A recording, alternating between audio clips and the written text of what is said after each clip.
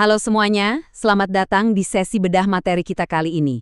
Hari ini kita bakal menyelami sebuah sintesis yang luar biasa indah dari dua teks Alkitab yang berbeda, buat memetakan semacam peta jalan spiritual kita. Pernah nggak sih kamu ngerasa ada jurang yang lumayan jauh antara apa yang kamu yakini di dalam hati, sama apa yang beneran kamu lakuin sehari-hari? Nah, di sesi ini, kita bakal menjembatanin jurang itu. Siapin diri kamu, karena kita bakal lihat gimana teologi yang dalam banget itu bisa langsung ubah cara kamu melangkah keluar dari pintu rumah setiap paginya. Rute perjalanan kita hari ini simpel aja. Ada 5 bagian. Pertama, 2 teks, 1 panggilan. Terus, tinggal di dalam Kristus. Ketiga, identitas garam dan terang. Keempat, alur spiritual seorang murid. Dan kelima, pastinya, aplikasi praktis sehari-hari. Kita bakal jalan berurutan ya, mulai dari dalam pikiran dan hati kita, sampai akhirnya berdampak nyata buat dunia. Yuk, langsung aja.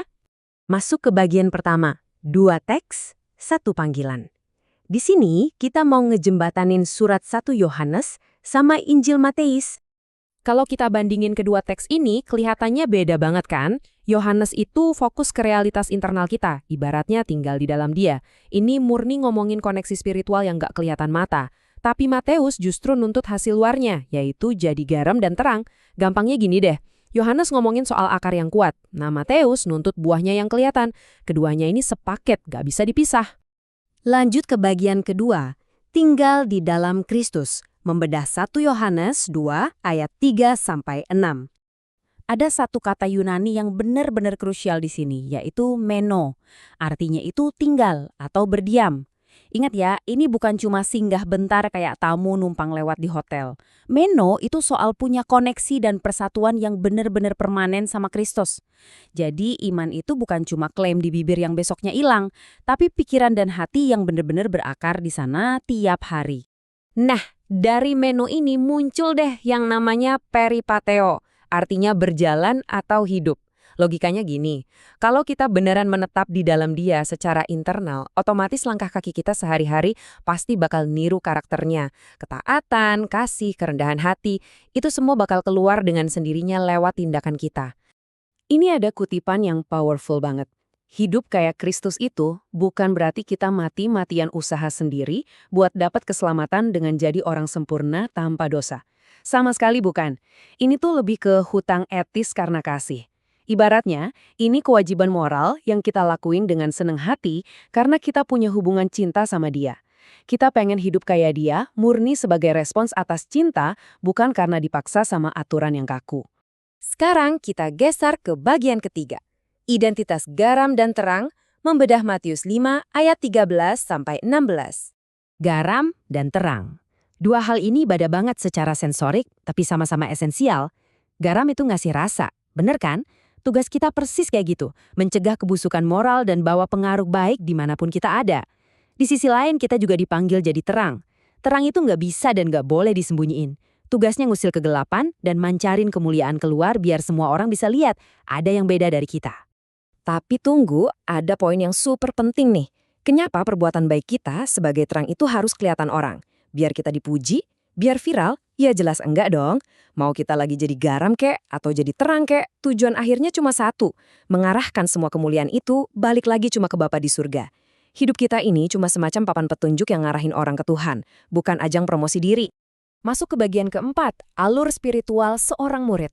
Ini dia sintesis agungnya. Kita bakal gabungin semuanya di sini. Sebenarnya gimana sih cara nyambungin berdiam di dalam yang nggak kelihatan tani sama tindakan keluar yang nyata?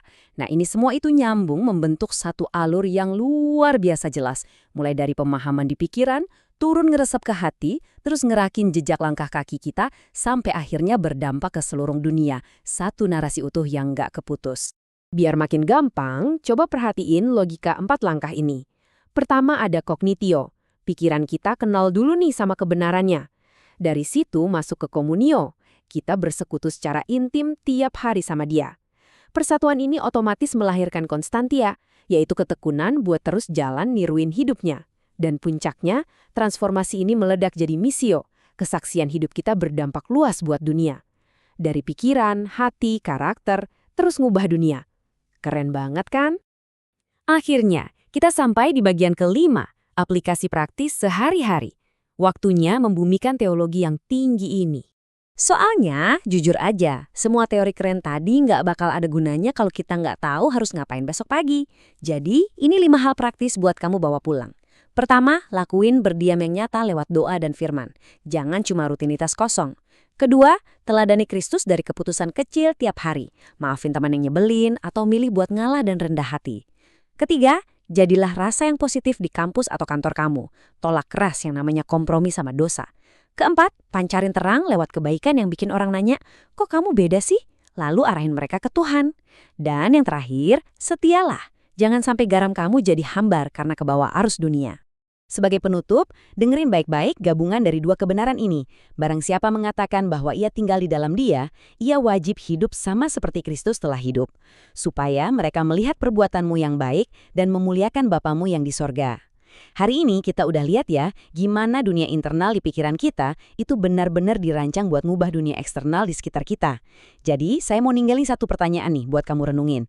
Apakah tindakan kamu di luar sana sehari-hari udah benar-benar nyambung sama apa yang kamu yakini di dalam hati? Terima kasih udah gabung di sesi bedah materi kali ini, dan teruslah jadi garam dan terang di luar sana.